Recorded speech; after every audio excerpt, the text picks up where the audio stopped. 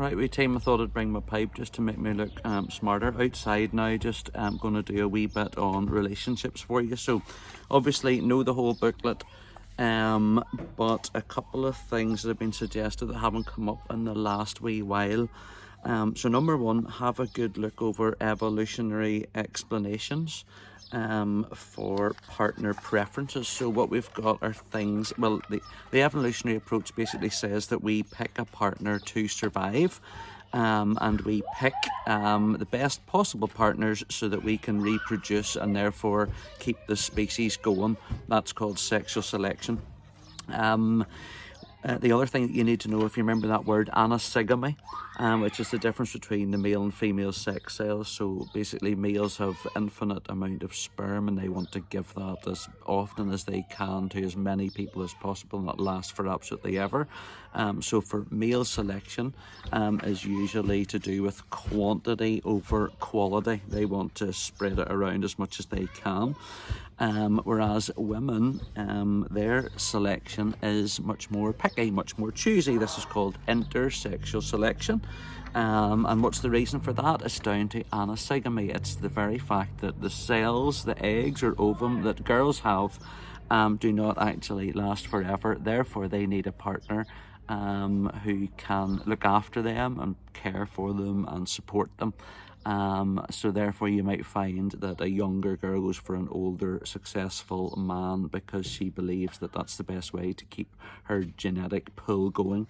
There's a study by Clark and Hatfield, if you remember that one. It's in the university campus, and they asked strangers to go up to people in the universities and ask them, will you go to bed with me?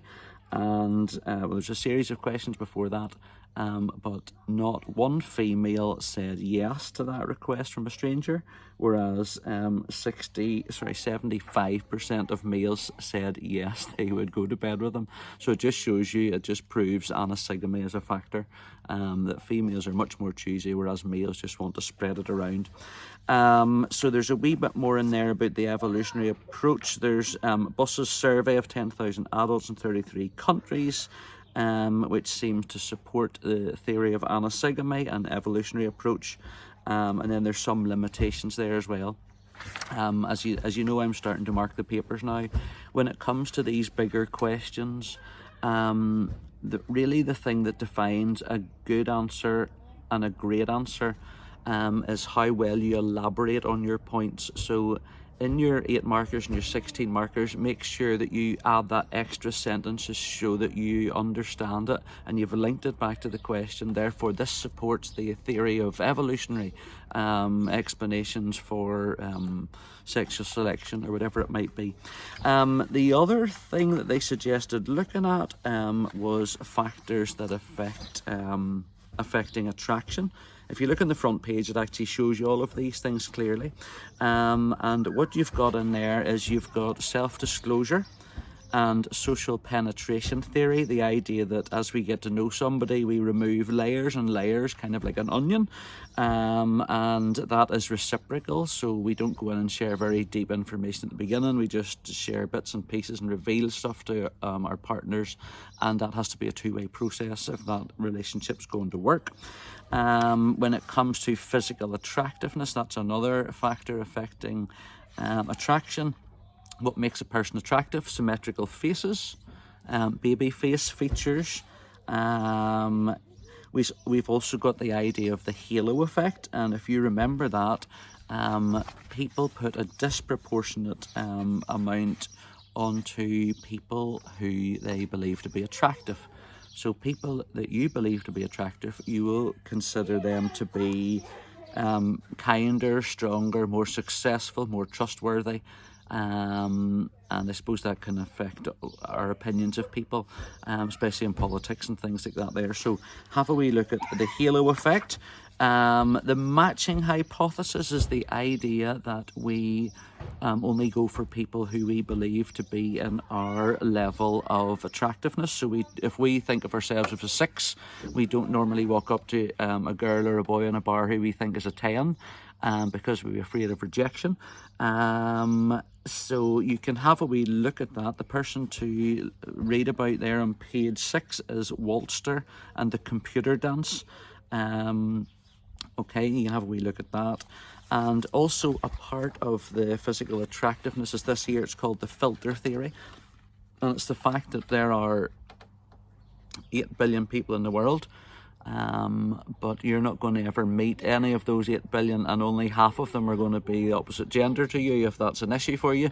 And therefore you filter people first of all by their geographical location. That's called their social demography.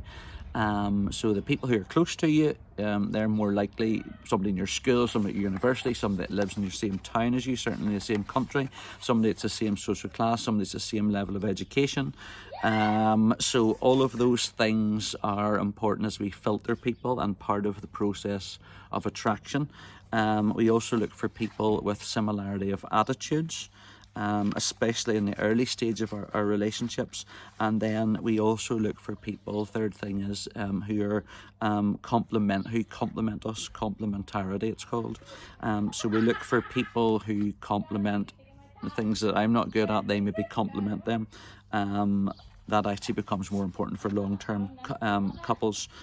So you can have a wee look at that. There's some research support for that from Gruber Baldini. There's some limitations by Levinger. And of course, a lot of these theories, remember, do not apply to the homosexual community. Most of them are based on heterosexual, which is also a limitation. You may also have a wee look at the social exchange theory of relationships, which suggests that it's an economic view of relationships, and it suggests that as long as the positives of the relationship outweigh the negatives of the relationships, we will be happy and our relationship will continue to work.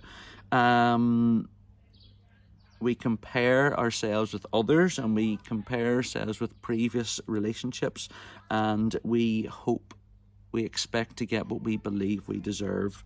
If not, then we look for alternatives, and this is called comparison levels for alternatives. Is there somebody else who will treat me better? Is there somebody else who will give me more benefits than somebody else? So that's your social exchange theory. I would have a wee quick look over equity theory. I saw somebody had posted that on the internet, that is the thing that hasn't come up. And that equity is all to do with fairness. So it's not about the positives outweighing the negatives. It's about everything being balanced. And you can have a wee look through that. There's on page 10. It's only a page long. And then you've got Roosevelt's investment model, which is basically a social exchange theory, but you add on commitment to it. Then we get on to relationship breakups. We've got Duck's phase model. And that is how we go about ending a relationship, and the 4 or 5 phases that we go through when we want to break up with somebody. The intrapsychic phase, when we start to think about the pros and cons. The dyadic phase, when we confront the person. And then the social phase, when we start to talk to our friends about it, and the breakup is made public, and then your friends take sides. And then we have the grave dressing phase, which is in the aftermath, and everybody's spinning things on Facebook and Instagram and Snapchat about what the other person did so they can save face. And then eventually, hopefully in the future, there is a resurrection phase where 2 years down the line, you meet the girl or the guy at Belsonic and you go, we had a great time and I'm so glad that it went the way it did, because now I'm happily married and I've got 2 kids, blah, blah, blah. Right, so that's Duck's phase model. Last year's question, I don't actually know. Last year's question was on virtual relationships, big question on it. You can have a wee quick look over that in case they would ask you a short question on it. But you've got self-disclosure, which happens much more quickly online. You've got reduced cues theory, which means that whenever you're online, you can't see people's body language or their facial expressions, so it makes it more difficult for you to understand a person. And then maybe, and there's some limitations to that. You can have a wee look at that because we use emojis and other things. Absence of gating. You can have a wee look at that again too. And then the last wee thing, which came up 2 years ago as a 16 marker. It was parasocial relationships, and how that's really celebrity culture, and how, you know, you can be a level 1 where you can just enjoy a celebrity. You can get, you know, and just maybe have some of their albums or have a poster up on your wall. Then you can get to the intense personal stage where you start to know everything about the person, and you start to have obsessive thoughts about them and think that they must love you and feel the same way about them as you do. And then you can go on to level 3, which is borderline pathological, which is where you start to stalk them and you start to buy things that belong to them and send them weird messages and buy cutouts of them in your room and all that sort of stuff. So that's parasocial. And you can have a look through all of those. So the main ones are evolutionary explanations, anosogamy and things like that. Then factors affecting attraction hasn't come up in the last 6 years, so it's likely that something like that could come up. And then possibly filter theory or equity theory.